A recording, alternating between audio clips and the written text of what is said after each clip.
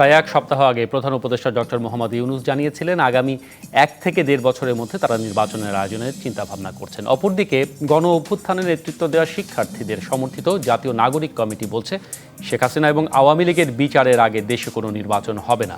নির্বাচন নিয়ে এমন পাল্টাপাল্টি অবস্থানের কারণে নানা প্রশ্ন উকি দিচ্ছে রাজনীতিকদের মনে। সঙ্গে বাড়ছে সন্দেহ এবং অবিশ্বাস। কেউ কেউ বলছেন হয়তোবা পর্দার আড়ালে অন্য কোনো খেলা শুরু হয়েছে। এরই মধ্যে আবার বৈষম্য বিরোধী ছাত্র আন্দোলন সংগঠকদের নেতৃত্বে নতুন রাজনৈতিক দল গঠনের তৎপরতাও লক্ষ্য করা যাচ্ছে। জাতীয় নাগরিক কমিটির আহ্বায়ক নাসিরউদ্দিন পাটোয়ারি বলছেন আগামী 2-1 মাসের মধ্যেই তারা নতুন রাজনৈতিক দল ঘোষণা করবেন।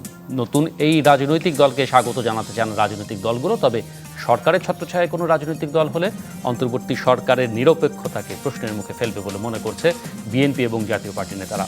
কেউ কেউ আবার একে দেখছেন 1-11 চোখে। তারা বলছেন প্রধান রাজনৈতিক দলগুলো যাতে ক্ষমতায় আসতে না পারে সেজন্য সরকারি পৃষ্ঠপোষকতায় কিংস পার্টি গড়ে তোলার চেষ্টা হচ্ছে। দেশে কি সত্যি আর একটি 1-11 মঞ্চ তৈরির চেষ্টা হচ্ছে, নাকি এসব অভিযোগ কেবলই রাজনৈতিক সংকট সৃষ্টির পায়তারা? আসলে কোন দিকে যাচ্ছে দেশের রাজনীতি?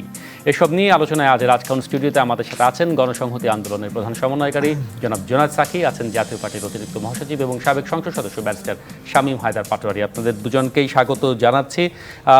আমরা আলোচনা শুরু করতে যাই আসলে দেশের সামগ্রিক রাজনীতির প্রেক্ষাপট নতুন করে আপনাদের কাছে তুলে ধরার কিছু নেই, কিন্তু সাধারণ মানুষ কি এটা মানে নির্বাচন নিয়ে এক ধরনের বিশ্বাস অবিশ্বাস আস্থা অনাস্থার জায়গা আসলেই তৈরি হয়েছে কিনা? শামীম হায়দার পাটোয়ারি, শুরুতে যদি আপনার কাছে আসি, মানে সরকারের প্রতি রাজনৈতিক দলগুলো আস্থার জায়গা কতটা? আর যে প্রশ্ন আসলে আমি এতক্ষণ ধরে তুললাম যে আসলে কোনটি আগে হওয়া উচিত, ফ্যাসিস্টদের বিচার নাকি নির্বাচন, আপনি কিভাবে দেখেন? দেখুন, 1/11 তো প্রায় 2 বছর ছিল। 1.5 বছরের মাথায় কেউ নির্বাচনের জন্য দাবি জানাতে পেরেছে এমন কোনো পরিস্থিতি ছিল না। এবং খুব আয়রন হ্যান্ডে 1/11 দেশ চালিয়েছে। 2 বছরে প্রায় 700 বা 800টি আইন পাশ করেছে। এবং শেষের দিকে গিয়ে দেখা গেল অর্থনীতিতে বুদবুদ সৃষ্টি হচ্ছে না। শুধুমাত্র অর্থনৈতিক কারণেই কুইক এক্সিট সেই গভর্নমেন্টটা নিয়ে নেয়, ভোট দিয়ে দেয়। আর বর্তমান সরকার 110 দিনে সংস্কার করতে পারেনি, এটা সত্য। কিছু সংস্কার চট করে করা যায় না, কিছু আলোচনার ভিত্তিতে করতে হয়।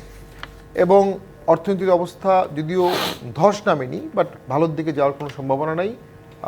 আমেরিকা 8% বা 10% রেট কমিয়ে দিচ্ছে। আমেরিকার কাছ থেকে আমাদের আরও কিছু সুবিধা পাওয়ার কথা ছিল, যেটা ভিয়েতনাম পেয়েছে, ওটা আমরা পাচ্ছি না। পোর্ট কস্ট বেড়ে যেতে পারে যে কোনো সময়, যেহেতু চারদিকে আমরা ঘিরে আছি। ডলার আজকে সারপ্রাইজিংলি হঠাৎ অনেক বেড়ে গেল। এটার একটা ইনফ্লেশনে হিউজ ইম্প্যাক্ট পড়বে। অর্থাৎ আমি বলতে চাচ্ছি, একটি অনির্বাচিত সরকার রাখলে দেশের যে বেনিফিটগুলো হয়, রিফর্ম, দুর্নীতি দমন, স্ট্রাকচার তৈরি, প্রতিষ্ঠান তৈরি, গণতন্ত্রের পথে দেশকে নিয়ে যাওয়া, দুর্নীতি ভবিষ্যতে প্রতিরোধ করা, ওই কাজগুলো সরকার করতে পারছে না। ন্যাচারালি রাজনৈতিক দলগুলো সেক্ষেত্রে সরকারকে সুযোগ দিবে কেন, এটা একটি প্রশ্ন। দ্বিতীয় প্রশ্ন হচ্ছে, অনেকের মনে একটি সন্দেহ যে নতুন একটি দল করা হবে, সেই দলটি যতদিন পর্যন্ত শক্তিশালী হবে না ততদিন পর্যন্ত ইলেকশন দিবে না। এটা আমার কাছে বিশ্বাসযোগ্য মনে হয় না। আমি নিজেও ভোট করেছি, অনেকবার রাজনীতি করেছি। এখন আমি যখন প্রথমবার এমপি হলাম, বাইদেন আমার লন্ডনের 3টা ডিগ্রি আছে, বাংলাদেশের শ্রেষ্ঠ চেম্বারে 5 বছর কাজ করে টোটাল 10 বছর সুপ্রিম কোর্টে কাজ করেছি, 1000 ওয়াজ মাহফিল করেছি, 200 অষ্টপ্রহর করেছি, 10 বছর বন্যায় ত্রাণ দিয়েছি, 8 বছরে 25,000 কম্বল দিয়েছি, 500 স্কুল কলেজে প্রোগ্রাম করেছি, 2টি অ্যাম্বুলেন্স এমপি হওয়ার পরে দিয়েছিলাম, এখনও একটা হসপিটাল চালাই সাবসিডি দিয়ে। এবং আমার ওই আসনে আমার আগেও 6 বার জাতীয় পার্টির এমপি ছিল। আমি বলছি এই কথাটা কেন, এরপরও এমপি হতে আমাকে কত কষ্ট পেতে হয়েছে। তো আজকে একটি দল, কিন্তু আপনি যে বেল্টে হয়েছিলেন, আমরা এভাবে তুলনা করি না যে এই অংশটি আসলে জাতীয় পার্টির ঘাঁটি, এই অংশটি আওয়ামী লীগ বিএনপির, এরকম একটা সুবিধাও তো ছিল। জি, সুবিধা ছিল। এটা বলছি, এত কিছু করার পরও এমপি হতে গেলে আমাকে ওই আসনে একবার হারিয়ে দেওয়া হয়েছে, সেকেন্ড টাইম এমপি হয়েছি, প্রথমবার ভোট বর্জন করেছি, থার্ড টাইমে গিয়ে মূলত আমি এমপি হই। আমি এটা বলতে চাচ্ছি, দিস বয়েজ, তাদের প্রতি আমাদের অসাধারণ শ্রদ্ধা আছে। তাদের অনেক পলিটিক্যাল এম্পাওয়ারমেন্ট প্রয়োজন। আমরা মনে করি রাষ্ট্র পরিচালনায়, পলিসি মেকিংয়ে তাদের ইনভলভমেন্ট প্রয়োজন। বাট দেশে বিপ্লব ঘটানো খুবই কঠিন, রক্ত দিতে হয়। বিপ্লবের পরে চেপে টেপে একটা রিগড ইলেকশন করাও সহজ হয়েছে। বাংলাদেশে অনেকবার পট পরিবর্তনের পর নিয়ন্ত্রিত ইলেকশন হয়েছে। সুষ্ঠু নির্বাচনে জিতে আসা, ভোট ব্যাংক সৃষ্টি করা অসম্ভব কঠিন একটি কাজ। মানে নতুন রাজনৈতিক দল নিয়ে আমরা আরো বিস্তারিত আলোচনা করব নিশ্চয়ই ব্যারিস্টার পাটোয়ারি, কিন্তু তার আগে মানে এই দলের জন্য সময় ক্ষেপণ করা হচ্ছে কি হচ্ছে না, এটির বাইরেও তো আসলে নির্বাচনে এক ধরনের দোদুল্যমানতা রয়েছে। হ্যাঁ, দেশে এখন আমরা law and order মানে ঠিক বিএনপি নেই। বারবার সেই দাবি তুলছে, জাতীয় পার্টির অবস্থান কোথায় সেখানে? না, জাতীয় পার্টি এখনো খুব তড়িঘড়ি করে ইলেকশনের পক্ষপাতীও না, আবার ইলেকশনে অনেক দেরি করার পক্ষপাতীও না। জাতীয় পার্টি সরকারকে সুযোগ দিতে চাচ্ছে এবং সহযোগিতাই করতে চাচ্ছে, কিন্তু সরকার যদি সহযোগিতা নিতে না চায় এবং পুনঃপৌনিক ভুল করতে থাকে, সেটার তো কনসিকুয়েন্স খুব ড্রাস্টিক হবে। আর নতুন একটি দলের ক্ষেত্রে আমি একটু বলছি, দেখুন এদেশের তো মানুষ, কিছু লোক আওয়ামী লীগ করে, বিশাল একটা অংশ বিএনপি করে, কিছু লোক জাতীয় পার্টি করে, কিছু লোক জামাত করে, কিছু লোক চরমনাই করে, কিছু লোক বামপন্থী করে। নতুন দলের ভোটের স্পেস কোথায়? আমি তো নতুন কোনো দলের তরুণ নির্ভর, কর্মী নির্ভর একটা দৃশ্যমান মিছিল করা বা মিটিং করা ছাড়া বিশাল ভোট ব্যাংকের একটি দল হওয়ার সম্ভাবনা অন্তত এই মুহূর্তে দেখছি না। তাদের সম্ভাবনা নিয়ে আরও কথা বলবো। অনেক ধন্যবাদ ব্যারিস্টার শামীম হায়দার পাটোয়ারি। জোনাস সাকি, আপনার কাছে আসি, মানে সহজ প্রশ্ন, মানে সংস্কার আগে না নির্বাচন আগে, এরকম একটা কথা ছিল যে এখন ফ্যাসিস্টদের বিচারটা আগে হওয়ার একটা দাবি এসেছে। আপনি কি মনে করেন নির্বাচনের আগে কোনগুলো খুব জরুরি, কিংবা কোনটির পরে আসলে নির্বাচন হওয়াটা দরকার? মানে এইভাবে বলা যায় কিনা? দেখুন, সবাইকে সালাম এবং শুভেচ্ছা জানাই। মানে এই বিষয় নিয়ে আমি আগে অনেকবার কথা বলেছি, একই কথাই আবার হয়তো পুনরাবৃত্তি করতে হবে। সংস্কার আর নির্বাচন আমি কোনোটাকে পরস্পর বিরোধী হিসেবে দেখি না, তবে কোন কোন সংস্কার আমরা নির্বাচনের আগেই করতে পারবো, কোনগুলো পরে হবে, এই বিষয়টা আসলে ঠিক আগে থেকেই নির্ধারিত না। ফলে এটা একটা আলাপ আলোচনার মধ্যে দিয়ে একটা জায়গায় গিয়ে দাঁড়াবে। এই ক্ষেত্রে আমরা সবসময় বলে এসেছি যে স্টেক হোল্ডারদের মধ্যে একটা ঐক্যমত্যের জায়গা তৈরি করাটাই আমাদের জন্য ভালো, এবং এই চেষ্টাটা করা দরকার। এবং সেই ক্ষেত্রে ধরুন অন্তর্বর্তী সরকার যা বলছে সেইটা তো আমাদেরকে বিবেচনার মধ্যে প্রথমত এবং শেষত ওইটাকেই নিতে হবে। অন্তর্বর্তী সরকার দাবি দেওয়া তো অনেক থাকবে, কিন্তু অন্তর্বর্তী সরকার বলছেন যে 25-এর শেষে এবং অথবা 26-এর শুরুতে নির্বাচন, একটা টাইমলাইন বলেছেন। এখন এই টাইমলাইনটা সুনির্দিষ্ট হবে এবং সেটা করতে গিয়ে আলাপ আলোচনার মধ্য দিয়েই হবে, এবং সেখানে কোন কোন সংস্কারগুলো করা সম্ভব হচ্ছে, ঐক্যমত্য তৈরি হচ্ছে, সেক্ষেত্রে সময়সীমা কী ধরনের লাগছে, ভোটার লিস্ট আছে, নির্বাচনের প্রস্তুতি, সব মিলিয়ে একটা সরকার একটা সময়ের জায়গাটা ঠিক করবেন, এবং সেই দিক থেকে নির্বাচনের টাইমলাইনটা হয়তো সুনির্দিষ্ট হবে। সেই রোডম্যাপটা জানুয়ারি মাসে একটা ইঙ্গিত দেওয়া হয়েছিল যে রিপোর্টগুলো আসার পরে আলোচনা হবে, তখন হয়তো এটার একটা গাইডলাইন তৈরি হতে পারে। তো এখন আগাম একটা 16 ডিসেম্বরে প্রধান উপদেষ্টা জানিয়েছেন যে এইরকম একটা সময়সীমা, তো সেইটা বরং একটা জায়গা ঠিক করেছে যে অন্তত একটা সময়সীমা পাওয়া গেছে, এবং এখন আলাপ আলোচনাটা আলাপ আলোচনার কথা বললেন কয়েকবার, জোনাস সাকি, আলাপ আলোচনা যথেষ্ট হচ্ছে কিনা এটি নিয়েও অনেক বড় অনেক রাজনৈতিক দলের আমরা মনে করি যে পরিমাণে আলাপ আলোচনা হওয়া দরকার ছিল, এবং সেটা কেবলমাত্র পলিটিক্যাল ট্রানজিশন মানে রাজনৈতিক উত্তরণ প্রশ্নেই নয়, একেবারে দৈনন্দিন রাষ্ট্র পরিচালনার ক্ষেত্রেও সেই আলাপ আলোচনার জায়গাটা খুব বেশি হয়নি। কয়েকটা ইস্যুভিত্তিক 2-3-4 বার আলোচনা হয়েছে। তো এবং আমরা আলাপ আলোচনা করার জন্য একটা কাঠামোগত জায়গা তৈরির ক্ষেত্রেও কথা বলেছিলাম, সেটা হয়তো এখনো পর্যন্ত সেটা বাস্তব রূপ নেয়নি। আলাপ আলোচনা দৈনন্দিন অনেকগুলো প্রশ্নে সেভাবে যে হওয়া দরকার ছিল আমরা মনে করি সেটা হয়নি, কিন্তু রাজনৈতিক উত্তরণের বিষয়ে যে কংক্রিট আলোচনা, সেটার ক্ষেত্রে আমি মনে করি যে সরকারের বক্তব্যের একটা যুক্তি আছে। তারা তো অনেকগুলো সংস্কার কমিশন গঠন করেছে, সেই সংস্কার কমিশনগুলো নানা পক্ষের সাথে আলাপ আলোচনা করে তারপর নিজেদের তাদের গবেষণা, মতামত, চিন্তা, এগুলো সব কিছু মিলে একটা প্রস্তাব তৈরি করছেন সরকার জন্য, যেটার ভিত্তিতে সরকার আবার স্টেক হোল্ডারদের সাথে আলোচনায় বসবে। তো সেই দিক থেকে আপনার আলাপ আলোচনা যেটা হওয়ার পলিটিক্যাল ট্রানজিশন নিয়ে, সেটা কিন্তু আসলে ওই রিপোর্ট পাওয়ার পরেই সেটার যৌক্তিকতা অস্বীকার করার উপায় নেই। ফলে সেটার জন্য আমরা নিশ্চয়ই অপেক্ষা করতে 5 তারিখ পর্যন্ত, যেহেতু একটা সময় আছে যে রিপোর্ট দেওয়ার, তারপরে আলোচনাগুলো হবে, এবং সেই ক্ষেত্রে আলাপ আলোচনা অনেক সিরিয়াসলি সময় নিয়ে আলাপ আলোচনা করা দরকার।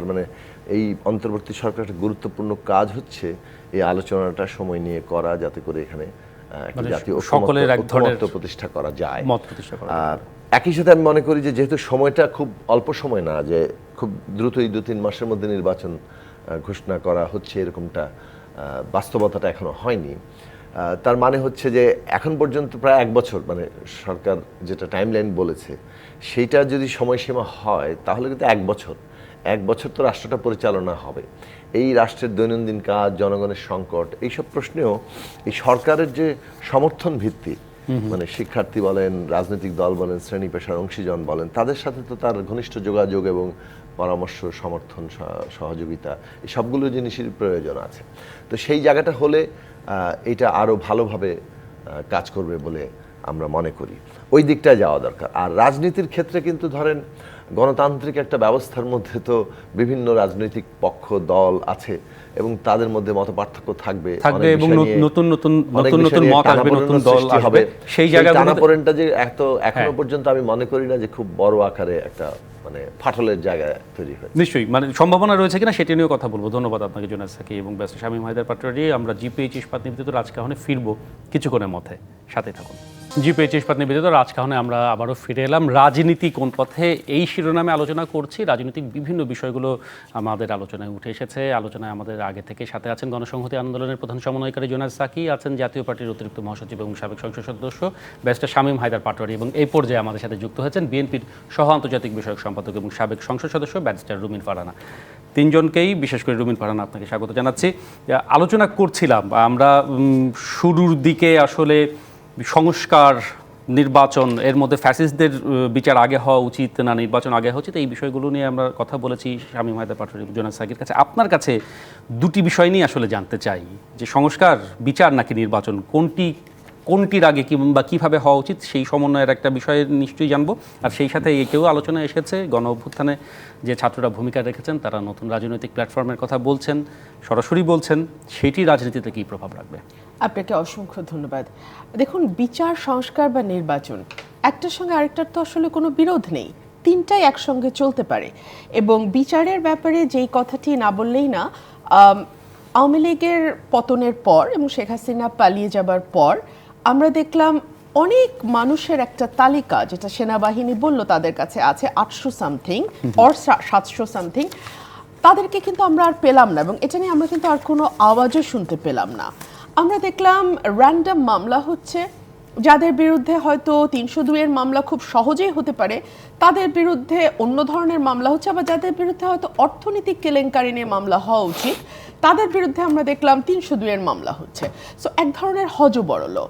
আমরা দেখলাম জাতিসংঘ থেকে ফ্যাক্ট ফাইন্ডিং যেই কমিটি এসছে, সমকালে একটা ছোট রিপোর্ট ছাপা হয়েছে যেখানে বলছে যে এই তথ্যগুলো তারা চাইছে, সেই তথ্যগুলোর ব্যাপারে সরকার যথাযথ সহযোগিতা করছে না। এবং একবার না, তারা বোধহয় দুবার এসছে, কিন্তু যথাযথভাবে সরকারের কাছ থেকে তথ্য পাওয়া যায়নি। সরকারের কাছে তারা তালিকা চেয়েছে, নাম চেয়েছে, বয়স চেয়েছে, লিঙ্গ চেয়েছে এবং ধর্ম পরিচয় জানতে চেয়েছে, মানে আহত এবং নিহত মানুষদের। সরকার কিন্তু দিতে পারেনি। 1 থেকে 15 তারিখ পর্যন্ত কাদের উপরে এইরকম টর্চার হয়েছে, এই তালিকাটা সরকার সঠিকভাবে দিতে পারেনি। তাহলে কি আমরা ধরে নেব যে সরকারের কোথাও এক ধরনের সদিচ্ছার অভাব আছে, কিংবা সরকার এতটাই ইনএফিশিয়েন্ট যে সরকার আন্তর্জাতিক মানের বিচারের কথা বললেও তারা আসলে সেভাবে ইকুইপড না, বা তারা সেভাবে সেই মানদণ্ডটি বজায় রেখে কাজ করতে পারছে না? না, বিচারের আপনার প্রসঙ্গ স্পষ্ট, কিন্তু বিচারের প্রসঙ্গ কেন এসেছে? আমরা দেখেছি যে নাগরিক কমিটির আহ্বায়ক যিনি নাসিরুদ্দিন পাটোয়ারি, তিনি এইভাবে বলেছেন যে আমরা বুলেট ক্রস করেছি, আগামী দিনে যদি ব্যালটের রেভুলেশন মানে নির্বাচন আসে সেটিও মোকাবেলা করতে প্রস্তুত, তবে সেটি বিচারের আগে নয়, বিচার হবে এরপর নির্বাচন। এই জন্যই মানে সকলেই বলেছেন সমান্তরালভাবে সবগুলো চলতে পারে, কিন্তু কোনটি আগে কোনটি পরে, কোনটির মানে অগ্রাধিকার বেশি, সেটি নিয়ে হয়তো বিতর্ক পাটোয়ারি থাকতেন, আমার পক্ষে সহজ হতো উত্তর দেয়া। কারণ বিচার বলতে আসলে আপনি কোনটা বোঝাচ্ছেন? এটা কি লোয়ার কোর্টে মামলা ফাইল হওয়া, লোয়ার কোর্ট থেকে রায় পাওয়া, হাইকোর্টে অ্যাপিল করা, নাকি একেবারে চূড়ান্ত অ্যাপিলের ডিভিশন থেকে রায় হয়ে আসা, নাকি তারপরে রিভিউ? মানে শেষ যদি বলেন তাহলে তো আসলে আগামী 30 বছর লাগবে অ্যাপিলের ডিভিশন থেকে মামলা শেষ হয়ে আসতে। সেই পর্যন্ত নির্বাচন বন্ধ থাকবে? নাকি আপনি বলছেন প্রাইমা ফেসি একটা কেস দাঁড় করায়ে সেটা তদন্ত চলা অবস্থায় বা সাক্ষী জেরা চলা অবস্থাতে আমরা একটা নির্বাচনে যাব? কোনটা আমাদের বুঝতে হবে। 1, 2 হচ্ছে সংস্কার।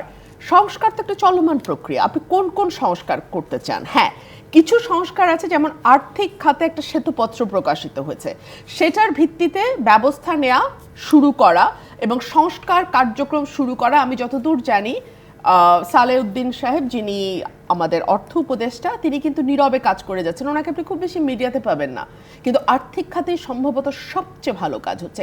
এবং এর মধ্যে আপনারা যদি আমাকে প্রশ্ন করেন বেস্ট স্টেপ কোনটা ছিল, সেটা হচ্ছে কোনো রকম কোনো দ্বিধাদ্বন্দ্ব না করে সত্য প্রকাশ করা। আমাদের কাছে ডেটাগুলার কোনো অ্যাকচুয়াল ফিগার ছিল না, ম্যানিপুলেটেড ডেটা দিয়ে আমরা এতদিন চলেছি, যে কারণে আমাদের কাছে জিডিপির প্রবৃদ্ধি, মাথাপিছু আয়, রিজার্ভ সব কিছু নিয়ে আমাদের মধ্যে প্রশ্ন ছিল, ধোঁয়াশা ছিল এবং সঠিক চিত্রটা আমাদের সামনে ছিল না। এই সরকার, হ্যাঁ, বহু অর্থনৈতিক সূচকে তাদের মান কমে গেছে বিকজ তারা সঠিক ডেটাটা নিয়ে এসছে। আমি এই সরকারকে স্যালুট জানাই এই সঠিক ডেটাগুলো আমাদের সামনে নিয়ে আসবার জন্যে। সরকার টাকা পাচারের যে ভয়াবহ চিত্রটা আমাদের সামনে নিয়ে এসছে, সেটাও কিন্তু সংস্কারেরই একটা অংশ, এবং এটা আমরা জানতে পারছি বলেই আমরা কিন্তু বুঝতে পারছি কোন স্টেপগুলো আমাদেরকে নিতে হবে। কারণ এতদিন তো আমরা অস্বীকার, ডিনায়ালের সংস্কৃতির মধ্যে ছিলাম। মন্দুরিন নিয়ে একটা 1,22,000 কোটি টাকার একটা অদ্ভুত ফিগার, যেখানে কিনা বলা হচ্ছে 5 থেকে 6 লাখ কোটি টাকা একেবারে চোখ বন্ধ করে হবে মন্দুরিন। তো এই জায়গাগুলোতে আমি মনে করি সংস্কার কিন্তু চলছে এবং চলমান। আর নির্বাচন করতে গেলে আপনাকে মোটা দাগে কিছু সংস্কার তো করতে হবে, সেটা হচ্ছে প্রশাসনে, সেটা হচ্ছে নির্বাচন কমিশনে, সেটা হচ্ছে আপনার নির্বাচন ব্যবস্থায় এবং আমাদের বিচার বিভাগে। এই কটা জায়গায় মোটা দাগের সংস্কার না করলে এই প্রশাসন দিয়ে, মানে অ্যাটলিস্ট মানে হাসিনা অ্যাপয়েন্টেড প্রশাসন দিয়ে আপনার পক্ষে ন্যূনতম একটা ভালো ভোট করা সম্ভব না। আর নির্বাচনের আগে নতুন দল তো আসতেই পারে, গঠিত হতেই পারে। এবং আমি আগেও আমার বিভিন্ন টকশোতে প্রশ্ন যখন এসছে, আমি বলেছি যে অফকোর্স নতুন দলকে আমরা সকলেই স্বাগত জানাই, এবং বাংলাদেশে নানান মতের দল থাকবে, কিন্তু কিছু জায়গায় তো আসলে ঐক্যমত থাকতেই হবে। যেমন নির্বাচনটা যেই ক্ষমতায় আসুক ম্যানিপুলেট করবে না, যেই ক্ষমতায় আসুক মনস্টার হয়ে উঠবে না, যেই ক্ষমতায় আসুক এক ব্যক্তির হাতে ক্ষমতা সব কুক্ষিগত করে রাখবে না, মানুষের কথা বলবার বা মিডিয়ার প্রেস ফ্রিডম যেটা, সেটা থাকবে, মানবাধিকার লঙ্ঘিত হবে না, অ্যাটলিস্ট গুম বিচার বহির্ভূত হত্যা বা হেফাজতে বিভৎস টর্চারের মতো টর্চার হবে না। মানে মৌলিক বিষয়গুলোতে ঐক্যমতের মৌলিক জায়গা বিষয়গুলোতে ঐক্যমত থাকতে হবে। আর যদি সরকারি সুযোগ সুবিধা নিয়ে কোনো দল গঠিত হয়, সেটা নিয়ে ডেফিনেটলি অন্য রাজনৈতিক দলগুলোর তো কিছু কথা থাকবেই। ধন্যবাদ। সেটি হচ্ছে কিনা জোনাসাকে আপনার কাছে মনে হয়? কারণ অনেকে 111-এর প্রেক্ষাপটের সাথে তুলনা করছে, মানে শঙ্কাতেও আছেন, মানে আপনাদের দৃষ্টিতে কিংবা আপনার দৃষ্টিতে এমন কোনো শঙ্কা দেখেন কিনা? আপনি সম্ভাবনার কথা বলেছিলেন কিন্তু বিরতিতে যাওয়ার আগে নতুন দলের জন্য। না, নতুন দল হবে এটা তো এখন কেবল সম্ভাবনা না, এটা একটা ঘোষণাও এসছে, এবং নতুন রাজনৈতিক দল গড়ে ওঠা এবং সেটাকে আমরা স্বাগত জানাই। প্লাস এই আন্দোলনের মধ্য দিয়ে একটা নতুন রাজনৈতিক শক্তি গড়ে না ওঠাটাই খুবই অস্বাভাবিক। এত বড় একটা আন্দোলন হয়েছে, সেখানে ছাত্ররা এসছে, সমাজের অন্যান্য শ্রেণী পেশার মানুষরা এসছে, তরুণরা এসছে।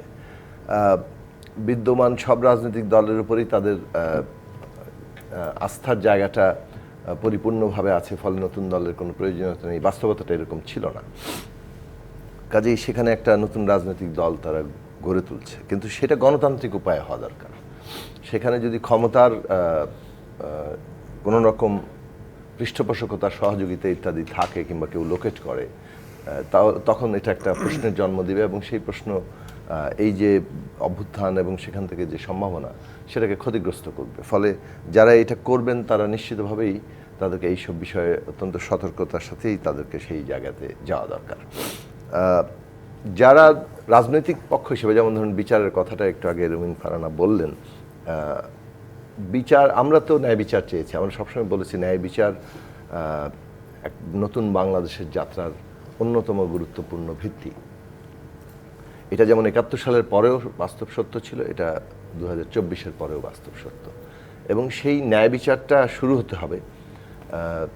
আসলে বিচার যে খুব প্রলম্বিত হয়, সেটাও কিন্তু একটা রাজনৈতিক বিষয় দাঁড়িয়ে যায়। মানে আমরা তো দেখেছি রাজনৈতিক কারণেই এবং বিচার প্রলম্বিত হয়, আবার অনেক ক্ষেত্রে রাজনৈতিক কারণে বিচার দ্রুত করা হয়। তো এই বিষয়গুলো আমাদের বিবেচনার মধ্যে রাখা দরকার। আমাদের এই যে একটা নতুন যাত্রার জায়গা, সেখানে বিচার প্রলম্বিত হওয়াটা পলিটিক্যালি নতুন একটা জায়গায় যাওয়ার ক্ষেত্রে আমাদের অসুবিধা সৃষ্টি করতে পারে। ফলে যথাযথ বিচার যতটা সম্ভব সময়ের মধ্যে ন্যায় বিচার যাতে কোনোভাবে ক্ষতিগ্রস্ত না হয় সেই দিক খেয়াল রেখে এটাকে প্রায়োরিটি অগ্রাধিকার দিয়ে বিচার করা দরকার এবং সেইটা সম্পন্ন হওয়ার মধ্য দিয়েই আওয়ামী লীগের রাজনৈতিক ভবিষ্যৎটা নির্ধারিত হবে। দল হিসেবে দায় কতটুকু, পিপল এটাকে কিভাবে দেখছে, ভবিষ্যতে আওয়ামী লীগ রাজনৈতিক দল হিসেবে কিভাবে দাঁড়াবে, তাদের কোন কোন নেতৃত্ব আসলে রাজনীতি করার অধিকার রাখছেন কি রাখছেন না, এই সমস্ত অনেকগুলো প্রশ্নের সাথে জড়িয়ে থাকবে। তো আমার মনে হয় যে বিচার প্রক্রিয়াটা দ্রুত শুরু হওয়া দরকার এবং সেইটাকে অগ্রাধিকার দিয়ে এই কাজটা করা, কারণ এই গভর্নমেন্টের একটা খুবই গুরুত্বপূর্ণ ম্যান্ডেট হচ্ছে এই বিচারটা করা। না, ধন্যবাদ, আপনার কথা স্পষ্ট। আমি ব্যারিস্টার শামীম হায়দার পাটোয়ারির কাছে যাবার আগে তিনি যে কথাটা বলেছিলেন একটি নতুন রাজনৈতিক দলের, উনি একটি প্রতিষ্ঠিত রাজনৈতিক দলের একজন কর্মী হিসেবেও তাকে সাধারণ মানুষের কাছে গিয়ে ভোটে জিততে বেশ কাঠখড় পোড়াতে হয়েছে, সেই প্রসঙ্গটা তুলেছেন। এখনকার যে রাজনৈতিক প্রেক্ষাপট, সেখানে এইরকম গণ অভ্যুত্থানের মধ্য দিয়ে যারা আসবেন নতুনভাবে রাজনীতি করতে, নির্বাচনে গিয়ে কি সেটার কোনো প্রভাব আপনি দেখেন কিনা? আপনি নিজেও নির্বাচন করেছেন, সেই অভিজ্ঞতায় আপনার কাছে কি মনে মানে হয়? আপনি যখন প্রশ্নটা আমাকে করেন, মানে ধরুন বাংলাদেশে দুই প্রতাপশালী রাজনৈতিক দুই পক্ষ কিংবা আরও 3-4 পক্ষ উপস্থিত থাকার পরও আমরা কিন্তু একটা নতুন রাজনৈতিক দলই গঠন করেছি এবং আমরা যখন গঠন করেছি তখন এরকম কোনো বড় আন্দোলনের মধ্য দিয়ে একটা জাতীয় পর্যায়ে মানুষের দৃষ্টি আকর্ষণ আমরা করার সুযোগ সেখানে তৈরি হয়নি। ফলে আমরা ছাত্র আন্দোলন শেষে একটা নতুন রাজনৈতিক দল করেছি এবং বলতে পারেন তিল তিল করে ব্রিক বাই ব্রিক আমরা এই জায়গায় এসেছি। এখনো আমরা দল গড়ে তোলার কঠিন কাজটি করছি এবং জনগণের মধ্যে নিজেদের ভিত্তি তৈরি করা। আমরা যে রাজনীতিকটা করতে যাচ্ছি, যে জনগণের বৃহত্তর অংশের স্বার্থ, তাদের যে অর্থনৈতিক সামাজিক মুক্তি এবং তাদের সেই স্বার্থ অনুযায়ী রাষ্ট্র রাজনীতি, তার আইন, তার কাঠামো সবগুলোকে পুনঃসজ্জিত করা, সেই লড়াইটা আমরা করছি, সেই রাজনীতি আমরা আছি। ফ্যাসিবাদের বিরুদ্ধে আমরা ঐক্যবদ্ধ লড়াই করেছি, কিন্তু রাজনৈতিক আবার আদর্শিক পার্থক্যের জায়গা অন্যদের সাথে আছে বলে আমরা কিন্তু আলাদা দল এবং আলাদা লড়াইয়ের জায়গা করছি। এই পর্ব সকলকেই পাড়ি দিতে হবে। কেউ হয়তো আন্দোলনের মধ্য দিয়ে যারা উঠে আসেন তাদের একটা সাধারণভাবে জনগণের মধ্যে গ্রহণযোগ্যতা, পরিচিতি এবং একটা থাকে, কিন্তু সেইটা ওই গণভিত্তির জায়গায় পৌঁছাতে হবে নির্বাচনের জায়গা মোকাবেলা করতে হলে। এমনিতেই তো নির্বাচন অনেক ধরনের বাধা আছে, আমাদের টাকার খেলা আছে, পেশি শক্তি আছে, প্রশাসনিক কারসাজি আছে, দীর্ঘদিনের রাজনৈতিক অভ্যাস এবং মেরুকরণ আছে, প্রতীকের একটা মানুষের যে সংযোগ, প্রতীকের সাথে একেবারে মিশে যাওয়া মানুষের, এই সব বিষয়গুলো আছে। এগুলোকে ভেঙে একটা নতুন দল যখন প্রতিদ্বন্দ্বিতা করবে তখন তাকে অনেকগুলো বাধা মোকাবেলা করতে হবে। এই বাধা মোকাবেলার চ্যালেঞ্জ নিয়ে কিন্তু একটা নতুন দল দাঁড়ায়, সেটাই তাদের সাধনা হলে তখন সে জায়গা মতো গিয়ে দাঁড়াবে। কেউ যদি মনে করে যে না আমরা জাম্প করে জায়গায় চলে যাব, সেটা সম্ভব নাও হতে পারে, অথবা জাম্প করতে গিয়ে সে জনগণের মধ্যে তার ইন্টিগ্রিটি নিয়ে, আস্থার জায়গা নিয়ে প্রশ্ন বিদ্ধ করে ফেলতে পারে। সেই জায়গা থেকে আমি মনে করি যে, আর আমি আবারও শুরুতে বলেছি যে ধরুন রাজনৈতিক পক্ষ কে কি বলল, আপনি যেমন আলোচনার সূত্র ধরছেন, আমরা আলোচনা করতে চাই প্রধান উপদেষ্টা এবং উপদেষ্টা মণ্ডলী রাজনৈতিকভাবে কি প্রস্তাব করছেন রাজনৈতিক উত্তরণে এবং দেশ পরিচালনায়। বাকি পক্ষ ধরেন আমার কথা নিয়ে আপনি রবিন ফারহানার সাথে মানে আলোচনা করতে পারেন, কিন্তু এই আলোচনাটা হচ্ছে রাজনৈতিক বিভিন্ন পক্ষের মধ্যকার আলোচনা। নিশ্চয়ই, ধন্যবাদ ব্যারিস্টার শামীম হায়দার পাটোয়ারি। মানে আমরা যেহেতু এই বিষয় নিয়ে আলোচনা করছি, আমি কিন্তু জুনায়েদ সাকির প্রসঙ্গ নিয়ে বলছি না, তারপরেও বলছি যে আমরা কিংস পার্টির কথা উঠছে, 111-এর প্রেক্ষাপটের কথা উঠছে, আপনি এরকম কিছু দেখেন কিনা, কিংবা আপনার কাছে কি মনে হয় জাতীয় পার্টির অবস্থানটিও তো আসলে খুব আমি বলবো যে নিষ্কণ্টক এই মুহূর্তে সেটিও না, সবকিছু জায়গায় দাঁড়িয়ে আপনি কিভাবে দেখছেন সামনের এই নতুন দল কিংবা নিজেদেরকে? কণ্টকাকীর্ণ, তবে তারপরে অসংখ্য ছোট দলের থেকে জাতীয় পার্টি এখন অনেক ভালো আছে ইন টার্ম অফ জনসমর্থন এবং ব্যাকগ্রাউন্ড মিলিয়ে। ছাত্ররা দল করতে যাচ্ছে, এটা আমি খুবই স্বাগত জানাই, কারণ এই বিশাল পলিটিক্যাল অ্যাসপিরেশনটাকে যদি পলিটিক্যাল ইনস্টিটিউশনালাইজ করে ট্রান্সফরমেশন করা না হয় তাহলে ন্যাশনাল লস হবে। এখন ট্রান্সফরমেশনটা কিভাবে হতে পারে, এটা একটা তাত্ত্বিক আলোচনা ছাত্রদেরও উচিত ছিল আমাদের সকলের সাথে বসা, আমাদের সাথে আলোচনা করা। আমরা ওদের কাছে শিখতাম, ওরা আমাদের কাছে শিখতো, আমরা আমাদের অভিজ্ঞতা শেয়ার করতাম, ওরা ওদের অভিজ্ঞতা শেয়ার করতো। কিন্তু একটা যুদ্ধ অবস্থার মতো চলে গেছে, বিএনপিকে গালিগালাজ, জাতীয় পার্টিকে গালিগালাজ, আওয়ামী লীগকে রাজনীতি করতে দেওয়া হবে না। দেখা যাচ্ছে একমাত্র জামাত ছাড়া তো তাদের সাথে সুসম্পর্ক কারো থাকার কোনো কারণ নাই, সবাই তাদের শত্রু, একমাত্র জামাত বন্ধু। এখন জামাতের লোক তো জামাতকে ভোট দেবে, তাদেরকে কেন ভোট দেবে? নতুন ভোট তো অ্যাড করা খুব কঠিন হবে। তো তো এটা একটা বিশাল পলিটিক্যাল এজেন্ডা। তারা যদি রাজনৈতিক দল করতেও চায়, জিততে হলে তাদেরকে অন্য কোনো দলের সাথে জোট করতে হবে। আমি আপনাকে এটা বলে দিচ্ছি, আদারওয়াইজ মানে এই দল মানে ভোটের সমীকরণটা আমি এরকম একটা হবে উদাহরণ বলে দিই। মনে আমার করছেন। খুব হ্যাঁ। প্রিয় ব্যক্তি নূর, বিপি নূর, কত টর্চার হয়েছে। 10 বছর ধরে জাতীয় রাজনীতিতে তার ভিজিবিলিটি ছিল, মার খাচ্ছে, জিতছে, সে আন্দোলন করছে, কোটা আন্দোলন থেকে শুরু করে একের পর এক অনেক কিছু। সেই নূরকেও কিন্তু বিএনপির একটা চিঠি নিয়ে রাজনীতি করতে হয়েছে তার এলাকায়, এবং তার মনে হয়েছে এই চিঠি ছাড়া সে হয়তো রাজনীতি করতে বাধাগ্রস্ত হবে অথবা তার ভোটে ক্ষতিগ্রস্ত হবে। আর বাকিরা তো তার তুলনায় অনেক নবীন, অনেক কম অভিজ্ঞ, বা একটা বড় আন্দোলন অভিজ্ঞতা আছে। 10 বছরের একটা কাঠামোগত আন্দোলন তাদের নাই। আমি কাউকে ছোট করছি না, তারা অনেকেই ভবিষ্যতে অনেক বড় জাতীয় নেতা হবে। বিচার, যদি সবাই বলছেন বিচার সম্ভব না, আইনজীবী হিসেবে বলছি, যেভাবে করে মামলাগুলো ড্রাফট হয়ে ফাইল হয়েছে, এটা বিচার সম্ভব না। প্রতিটি মামলায় মিনিমাম 200 থেকে 300 আসামি, 200 থেকে 300 আসামির জন্য যদি 161 রেকর্ড করতে হয়, 164 রেকর্ড করতে হয়। পোস্টমর্টেম রিপোর্ট কয়টা মামলার আছে? পোস্টমর্টেমের পরে সেখানে ফরেন্সিক লাগবে, ব্যালিস্টিক লাগবে, কোন গুলি গিয়েছে, কার বন্দুকের গুলি, কোন মডেলের বুলেট, কোন মডেলের পিস্তল, কোন মডেলের রাইফেল, এগুলো সব ফরেন্সিক লাগবে। আদারওয়াইজ পুলিশ চার্জশিট সাধারণত দিতে পারে না। দেন পুলিশের চার্জশিটে যাদের বিরুদ্ধে চার্জশিট দেবে, প্রত্যেকের বিরুদ্ধে পুলিশ তদন্তে কী পেলো সেগুলো লিখতে হবে। দেন চার্জশিট করে ফাইল হবে, চার্জ ফ্রেমের হিয়ারিং হবে, চার্জ শুনানি হবে, চার্জ ফ্রেম হবে, তারপরে শতাধিক সাক্ষী হবে, শতাধিকের উপরে সাক্ষী হবে। আমার মতে ফাস্ট ট্র্যাক করলে উইদাউট ইন্টারাপশন চার্জশিট দিতেও 6 থেকে 10 মাস লেগে যেতে পারে। আমি না জেনে বলছি। ট্রায়াল 3 থেকে 5 বছরের আগে সম্ভব না। যে রুবিন ফার্মা যদি বললেন ট্রায়াল হলেই কি হয়ে গেল নাকি, এরপর তো আপিল হবে। Appeal is a continuation of trial. হাইকোর্টের পরে সেটা আপিল হবে অ্যাপিলেট ডিভিশনে। তো আমি মনে করি 10 বছরের একটা বা 7-8 বছরের একটা ট্রায়াল প্রসেসে এগুলো যাবে। সেটার সাথে নির্বাচনকে কানেক্ট করার কোনো সুযোগই আসলে রাখেনি, মামলাগুলো করার ক্ষেত্রেই রাখেনি। মামলাগুলো সায়েন্টিফিক হতে পারতো, তবে হ্যাঁ, দুর্নীতির মামলাগুলো দ্রুত রায় দেওয়া সম্ভব হয়। আমরা দেখেছি সেখানে অঙ্কের ব্যাপার থাকে, ট্যাক্স ফাইলের ব্যাপার থাকে। ছাত্ররা যেটি চাচ্ছে, তারা কিছু কলঙ্কিত দুর্নীতিবাজ ফেসকে পলিটিক্সে চাচ্ছে না, জি, হুইচ ইজ নট আনজাস্টিফাইড। সেটা তো টেবিলে আলোচনা করতে হবে যে আওয়ামী লীগ যদি রাজনীতি করতে চায়, এই কতজনকে আমরা নির্বাচনে প্রার্থী হতে দিতে চাই না। ছাত্ররা এটা বলতে পারে, এটা সিক্রেটলি। সেই নেগোসিয়েশনটা কাউকে না কাউকে করতে হবে। সেই নেগোসিয়েশন ছাড়া বিচারও হবে না, আওয়ামী লীগও একটা হসপচে পড়ে যাবে, ছাত্ররাও হসপচে পড়ে যাবে, দেশও হসপচে পড়ে যাবে। কিছু নেগোসিয়েশনের স্কোপ রাখতে হবে। একদম স্পষ্ট। অনেক ধন্যবাদ। আমাদের একটা বিরতির সময় হয়েছে, বিরতির পরে ফিরে এসে বাকি বিষয় নিয়ে আলোচনা হবে জিপিএইচ ইস্পাত নিবেদিত রাজকাহনে। জিপিএইচ ইস্পাত নিবেদিত রাজকাহনে আবার আমরা ফিরে এলাম। রাজনীতি কোন পথে, এই শিরোনামে আজকে আলোচনায় আমাদের সাথে আছেন ব্যারিস্টার রুমিন ফারহানা, আছেন জনাব জোনায়েদ সাকি এবং ব্যারিস্টার শামীম হায়দার পাটোয়ারি। আবারও আপনাদের কাছে ফিরে আসি। জোনায়েদ সাকি, আমরা বেশ কয়েকটি বিষয় নিয়ে কথা বলছিলাম। আপনি বলছিলেন যে রাজনীতিদের সাথে সরকারের একটা ঘনিষ্ঠ আলোচনা হওয়া দরকার, তার আগে কমিশনের রিপোর্টগুলো হওয়া দরকার। সেই হিসেব ছাড়াও আমরা তো একটা জাতীয় ঐক্যের ডাক দেওয়া হয়েছিল, সেটি আমরা দেখেছি সব দলকে এক মঞ্চে, এক ফ্রেমেও দেখেছি প্রায় সব দলকেই। নির্বাচনের প্রশ্নে এসে সেই ঐক্য কোনো চ্যালেঞ্জ হয়ে দাঁড়াবে কি না? নির্বাচন আসলে তো সবাই নিজের নিজের জায়গাতে দাঁড়াবে, তখনও সেখানে গিয়ে সেটিকে অন্য কোনো চ্যালেঞ্জের মুখোমুখি হতে হবে কিনা? না, দেখুন, ওইটা হচ্ছে রাষ্ট্র গড়ে তোলার এইটাই একটা গুরুত্বপূর্ণ জায়গা, যে আমরা যদি একই রাজনৈতিক ব্যবস্থার মধ্যে সবাই নিজেকে অংশীদার ভাবতে পারি এবং আমাদের ক্ষমতা হস্তান্তরের একটা নিয়মতান্ত্রিক পথ থাকে, জনগণকে জয় করে আপনি ক্ষমতায় যাওয়ার পথটা কোনো বাধাহীন থাকে, তাহলে আপনার রাজনৈতিক যে আদর্শিক পার্থক্য, সেটা নিয়ে দ্বন্দ্ব, বিরোধ, এমনকি অনেক ক্ষেত্রে সেটা মারামারিতেও যে আমাদের মতো দেশগুলোতে ঠেকে, এসব সত্ত্বেও জাতীয় প্রশ্নে, মানে অর্থাৎ পুরো যখন জাতীয় স্বার্থটা সামনে চলে আসবে, রাষ্ট্র যখন মুখোমুখি হবে, তখন কিন্তু আমাদের ঐক্যবদ্ধ জায়গাটা হওয়া সম্ভব। এবং এটা অনেক ক্ষেত্রেই দেখা গেছে যেসব দেশের অভ্যন্তরীণ রাজনৈতিক ব্যবস্থা খুবই শক্তিশালী এবং সকলের অংশীদারিত্বের মধ্যে দিয়ে অন্তর্ভুক্তিমূলকভাবে এগোয়, তখন তার ওই জাতীয় ঐক্যটা তৈরি হয়।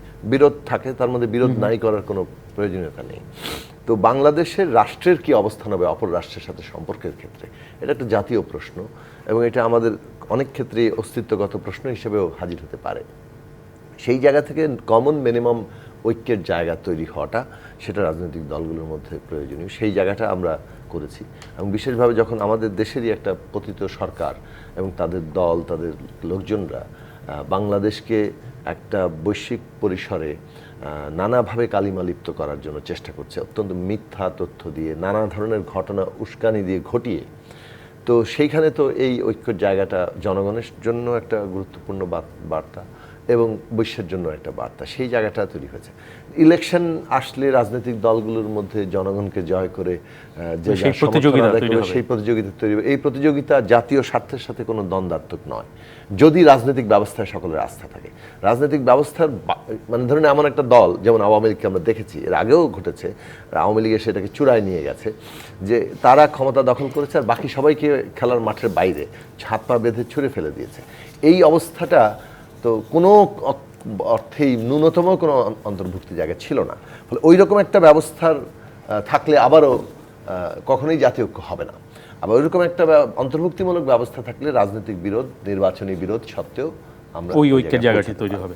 ধন্যবাদ ব্যারিস্টার শামীম ওয়াহেদ পাটোয়ারী। আমরা নির্বাচন, জাতীয় ঐক্য, সংস্কার, বিচার, নতুন রাজনৈতিক দল সব কিছু নিয়ে আলোচনা করলাম, কিন্তু সব ছাপিয়ে সাধারণ মানুষের কথা কি আসলে রাজনীতিকরা এখন বলছেন, নাকি যার যার ইস্যু ভিত্তিক জায়গা থেকে তাদের অবস্থানকে আপনি বেশি সচেতন করেন? রাজনীতিবিদরাই ঘুরে ফিরে সাধারণ মানুষের কথা বলে, রাজনীতিবিদরাই দেউলিয়া হয়, রাজনীতিবিদরাই জেলে যায়, রাজনীতিবিদরাই ভুল করে, ভুল স্বীকার করে, মাপ চায়, রাজনীতিবিদরা দেউলিয়া হয়ে মারা যায়, বিনা চিকিৎসায় মারা যায়। আর কোনো প্রফেশন কি দেখছেন সেবা করতে করতে বিনা চিকিৎসায় মারা গেছে, টাকার অভাবে মারা যায়, দেউলিয়া হয়? আর কিছু দুর্নীতিবাজ, কিছু হত্যাকারী রাজনীতিবিদও আছে।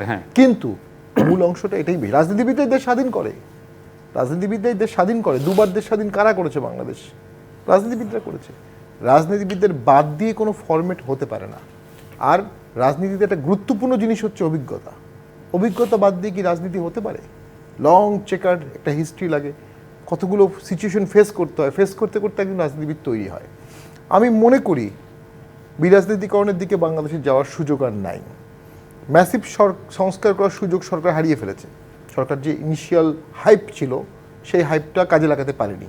এখন হাইপটা সরকারের স্ট্যাবিলিটিতে আসবে। রোহিঙ্গা 60,000 রোহিঙ্গা আমাদের দেশে নাকি অনুপ্রবেশ করেছে, এটা পররাষ্ট্র উপদেষ্টার একটা আমি ব্রিফিং দেখলাম, আজকেই বলেছে 60,000, যেখানে আমাদের রিপ্যাট্রিয়েশন এসেনশিয়াল ছিল সেখানে 60 অ্যাড হলো।